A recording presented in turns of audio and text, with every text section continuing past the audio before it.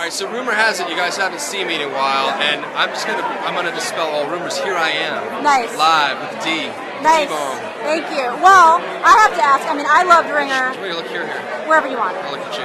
Okay. Right here. I didn't read the script, but I'm wondering for you, when you read the script, you had that holding deal. What was it that made you say that's the one? Les Moonves. Really? You know you're on camera here. No. You know what I did? Okay, here's the deal. I read it, and I was given. Literally, I went in for person of interest. I'm just too young. Like, I'm too young. And it was one of those things where like I did everything that I could do to get that. And I thought it was a great show. And it was a male lead, and that's what I was after. And I just was too young. So being confined to the whole deal, I had other options, which were roles that I wasn't quite right for. And so when I got Ringer, I got it in the very beginning, and I was just like, I don't know, I don't think this is the thing. And then I got it again at the very end when I'd sort of gone through all my other options and looked at it again with fresh eyes.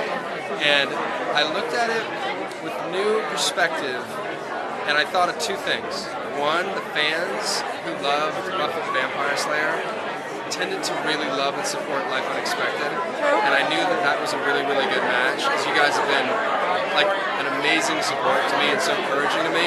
And I think it's the kind of show that people who like Life Unexpected, they're gonna like Ringer. So that was a huge thing. And then the fact that it was Sarah Michelle Gellar, like once I realized, okay, I'm in a whole deal, I'm not gonna head a show, I might as well support somebody who's gonna like destroy it, and Sarah's gonna destroy it. So I actually have a really fun part. And he gets, I would imagine he gets a little bit more fleshed out as the episodes from the pilot go on. As far as like the size of my role, or the heft, I mean, it's certainly her show, but she doesn't, I mean, she's a brand new mom, and she's not, you know what I mean? So it's like Gossip Girl, each character's going to have its, you know what I mean, its time and place. And Henry is interesting to me because he's not uptight, he's not the husband, he's not operating, he's a writer who's not doing too great, he's, banging his best friend's wife. Right, a little flawed, but maybe not as flawed as Baze. Well, here's the deal. I think that he's probably. Remember, I'm an actor, so Baze was, and he is my heart, like that guy. And I looked at that role, and it was an amazing marriage of like character and actor. When you put those two together, and you get a role that people liked and responded to, loved. Like people loved that role. And it's funny. I was in the airport in Florida yesterday. This couple kept looking back at me. I was with my little guy Micah, and I were like flying back from Florida from camp this week, and they like kept looking at me, and I was like, all right. And then I got to the gate, and they both turned. They're like, we love Baze. The show was awesome. So I mean, it has so much warmth in the community.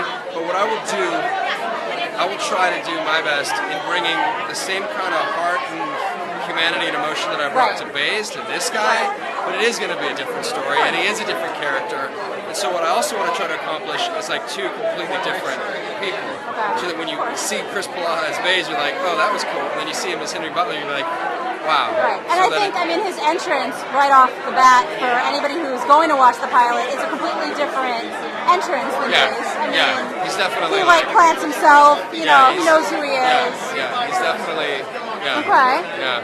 All right. Now, can you talk at all about what you've read for future scripts, or have you not read anything? Okay. They won't talk to me about anything I've asked. I'm like, who is my character? What am I playing? They're like. But you have downtime, and I'm using the air quotes. But you've been working. You've been doing little videos for Scott. Yeah. So you're staying in a character, which I'm sure helps. Yeah. There's like, an actor, an artist, I mean, like yourself, and like people watching, people who are doing, you're a writer. Okay. No, you're a writer. Yes. And you're constantly thinking, and you're like coming up with stuff. So like, my downtime, while like the show ended in January, the show ended in December. The whole deal was meeting place. So I met with the folks at CBS in January, and then immediately started reading scripts. And then February was all the auditions and meeting like producers and all that stuff. And then Ringer came about, shot the pilot in March, just got our pickup in May, so I'm taking a bit, so I'm officially on vacation. Nice, for like a month. And then you're filming in LA, which I'm sure is a nice break, because you'll be home. Yeah, amazing. Cool. So, awesome. I think it's going to be good. And I think the show, as far as, if you wanted to go through the North Shore felt substantial, but it was such young people, and none of us had been tried, so it was a bunch of unknowns on something that the network was mostly behind. But then short of that, like, Misguided while we had Ashton Kutcher, it really wasn't. True. Didn't have ABC's like full support.